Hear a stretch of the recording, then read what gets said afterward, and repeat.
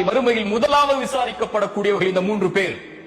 யார் அவர்கள்? முதலாம் அவர் ஷஹீத், அல்லாஹ்வுடைய பாதையில் மரணித்தவர். இரண்டாவது ஒருவர் காரி, குர்ஆனை அழகாக ஓதக்கூடியவர்.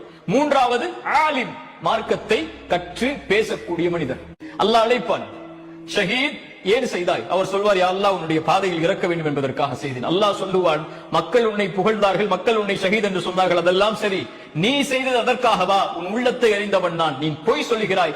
உன்னை மக்கள் ஷஹீத் என்று போற்ற வேண்டும் என்பதற்காகத்தான் செய்தேன்.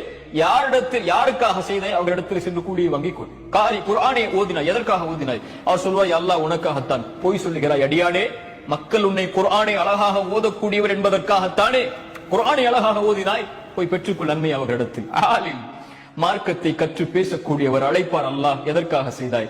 யா அல்லாஹ் உனக்காகத்தான் செய்தேன். அல்லாஹ் சொல்லுவான், இல்லை அடியானே, பொய் சொல்லுகிறாய், பொய் சொல்லுகிறாய். அல்லாஹ் பாதுகாப்பாடாக. பொய் சொல்லுகிறாய். எதற்காக செய்தாய்? மக்கள் உன்னை அறிஞர் என்று போற்ற வேண்டும் என்பதற்காகத்தானே. போய் பெற்றுக்கொள்.